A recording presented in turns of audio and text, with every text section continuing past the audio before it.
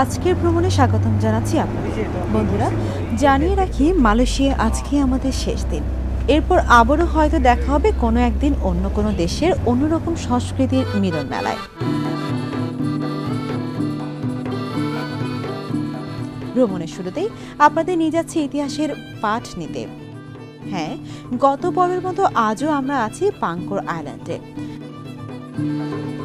পাংকর গ্রামের শেষ মাথায় যে জায়গাটি, তার নাম হচ্ছে তেলুক গেডাং। এখান থেকে সোজা একটা রাস্তা চলে গেছে ডাচ ফোর্টের দিকে। আমাদের গন্তব্য সেখানেই।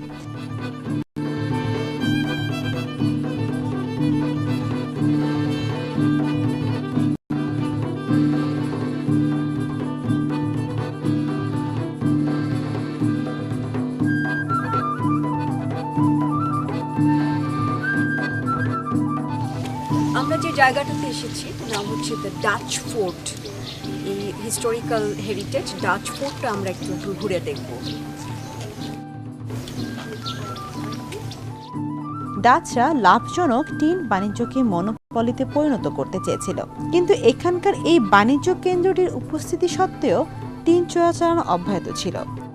হতাশ স্থানীয় লিডাররা প্রায় এখানকার দস্যু পাগলিমা কুলাব এবং তার অনুসারীদের দ্বারা আক্রান্ত হতেন। অবশেষে 1690 সালে ডাচরা এই এলাকাটি ছেড়ে চলে যেতে বাধ্য হয়েছিল। পরবর্তীতে 1743 সালে এই বাণিজ্য কেন্দ্রটি পুনঃস্থাপিত হয় এবং এখানে 600 ডাচ সৈন্য পাঠানো হয়েছিল। বর্তমানে মালয়েশিয়ার জাদুঘর বিভাগ এই বাণিজ্য কেন্দ্রটিকে সংরক্ষণ করছে।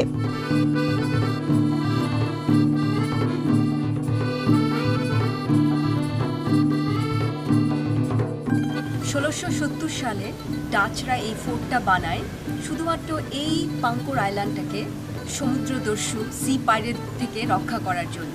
আর আজকে এই দুর্গটা পরিণত হয়েছে শুধু একটা ইতিহাসের সাক্ষ্য।